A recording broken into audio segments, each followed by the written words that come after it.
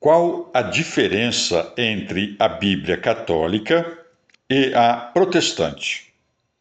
De fato, a Bíblia publicada pelos protestantes não contém 7 livros do Antigo Testamento, que se acham na Bíblia dos católicos, a saber, Tobias, Judite, Sabedoria, Baruque, Eclesiástico ou Sirácida, primeiro e segundo livro dos Macabeus, além de fragmentos como Esther 10, de 4 a 16 e 24, e Daniel 3, 24 a 90 e 13s.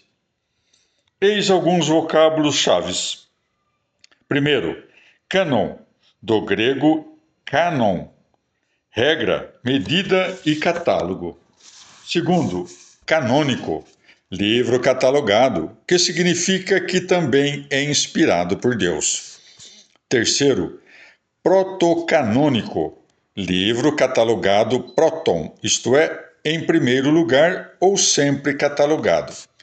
Deuterocanônico, livro catalogado, deuteron, ou em segunda instância, posteriormente, após ter sido controvertido.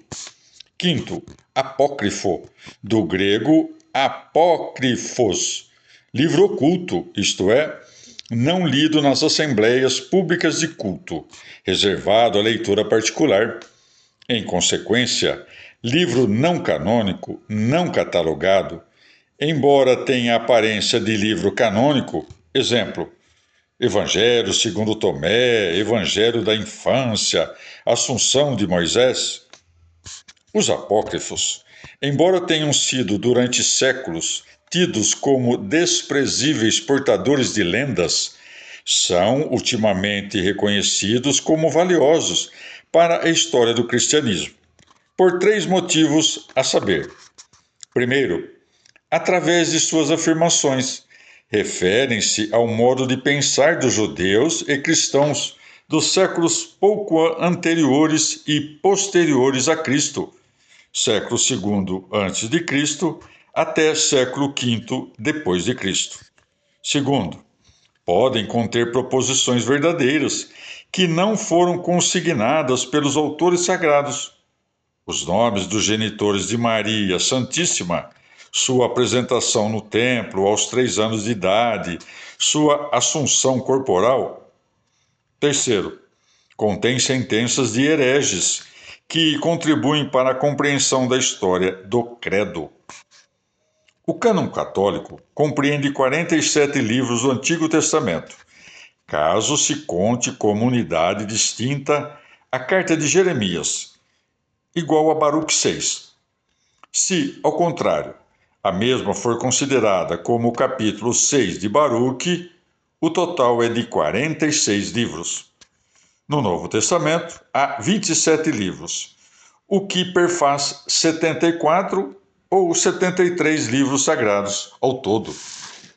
Examinemos agora a maneira como se foi formando o catálogo do Antigo Testamento.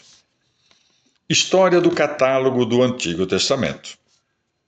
As passagens bíblicas começaram a ser escritas esporadicamente desde os tempos anteriores a Moisés. Cumpre ressaltar que a escrita era uma arte rara e cara na antiguidade. Moisés foi o primeiro codificador das tradições orais e escritas de Israel, no século XIII a.C.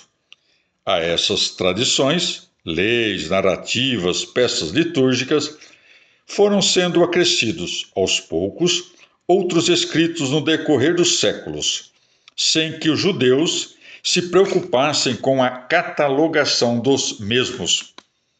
Todavia, no século I da era cristã, deu-se um fato importante. Começaram a aparecer os livros cristãos, cartas de São Paulo, evangelhos, que se apresentavam como a contribuição dos livros sagrados dos judeus. Esses, porém, não tendo aceitado o Cristo, trataram de impedir que se fizesse a aglutinação de livros judeus e livros cristãos. Por isso, reuniram-se no Sínodo de Jamniá, ao sul da Palestina, por volta do ano 100 depois de Cristo, a fim de estabelecer as exigências que deveriam caracterizar os livros sagrados ou inspirados por Deus. Foram estipulados os seguintes critérios. Primeiro, o livro sagrado não pode ter sido escrito fora da terra de Israel. Segundo, não em língua aramaica ou grega, mas somente em hebraico. É a língua pátria do povo israelita. Terceiro, não depois de Esdras, 458 a 428 a.C. Quarto, não em contradição com a Torá, ou Lei de Moisés. Em consequência, os judeus da Palestina fecharam seu cânon sagrado sem reconhecer livros e escritos que não obedeciam a tais critérios. Acontece, porém, que em Alexandria, no Egito, havia uma próspera colônia judaica que, vivendo em terra estrangeira e falando língua estrangeira, o grego, não adotou os critérios nacionalistas estipulados pelos judeus de Jamniá. Os judeus de Alexandria chegaram a traduzir os livros sagrados hebraicos para o grego entre 250 e 100 a.C., dando assim origem à versão grega dita alexandrina, ou dos 70 intérpretes. Essa edição bíblica grega encerra livros que os judeus de Jamniá não aceitaram, mas que os de Alexandria liam como palavra de Deus.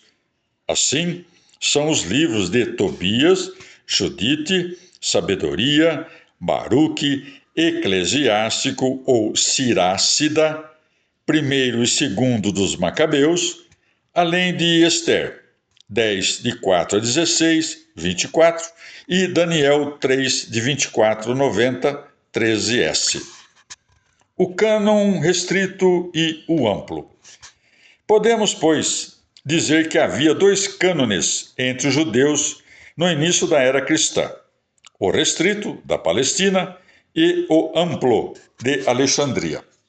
Ora, acontece que os apóstolos e evangelistas, ao escreverem o Novo Testamento em grego, citavam o Antigo Testamento, usando a tradução grega de Alexandria, mesmo quando esta diferia do texto hebraico.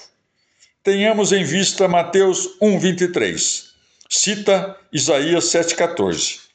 Hebreus 10,5 cita Salmo 47. Esta tornou-se a forma comum entre os cristãos. Em consequência, o cânon amplo, incluindo os 7 livros já citados, passou para o uso dos cristãos. Verdade é que do século II ao IV houve dúvidas entre os escritores cristãos com referência aos 7 livros, sendo que alguns se valiam da autoridade dos judeus de Jerusalém para hesitar.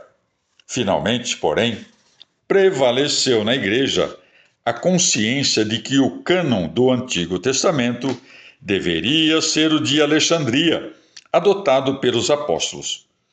Em vista disso, os concílios regionais de Hipona, 393, Cartago III, 397, Cartago IV, 419 e Trulos, 692, definiram sucessivamente o cânon amplo como sendo o da Igreja.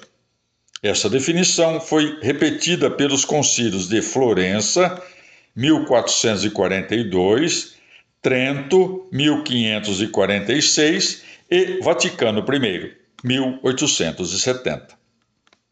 Durante a Idade Média, pode-se dizer que houve unanimidade entre os cristãos a respeito do cânon. No século XVI, porém, Martinho Lutero, 1483 a 1546, querendo contestar a Igreja, resolveu adotar o cânon dos judeus da Palestina, deixando de lado os 7 livros deuterocanônicos que a Igreja recebera dos judeus de Alexandria. É essa a razão pela qual a Bíblia dos protestantes não tem os 7 livros e os fragmentos que a Bíblia dos católicos inclui. Para dirimir as dúvidas, observemos que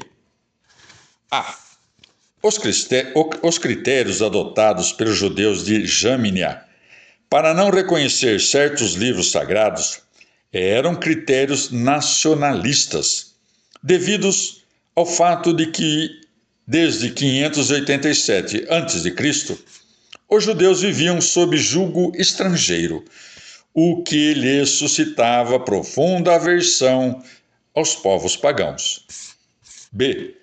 É o Espírito Santo quem guia a Igreja de Cristo e fez com que, após o período de hesitação, séculos 1 a 4, os cristãos reconhecessem como válido o cânon amplo. Aliás, para definir o cânon bíblico, não se pode apelar para o estilo ou o conteúdo ou os frutos dos livros sagrados, pois tais critérios deixarão sempre margem para dúvidas. É unicamente a tradição oral, anterior à escrita, proferida autenticamente pela Igreja, a quem Cristo assiste, que pode definir o catálogo bíblico. Os protestantes, que dizem só reconhecer a Bíblia como fonte da revelação divina, não podem furtar-se a apelar para a tradição oral, a fim de definir o seu catálogo bíblico. Pode-se ainda observar que o próprio Lutero traduziu para o alemão os livros deuterocanônicos, o que bem mostra que eles eram usuais entre os cristãos. Não foi o Concílio de Trento que os introduziu no cânon. Para os católicos, os livros deuterocanônicos do Antigo Testamento são tão valiosos quanto os protocanônicos. São a palavra de Deus inerrante que, aliás, os próprios judeus da Palestina estimavam e liam como textos edificantes.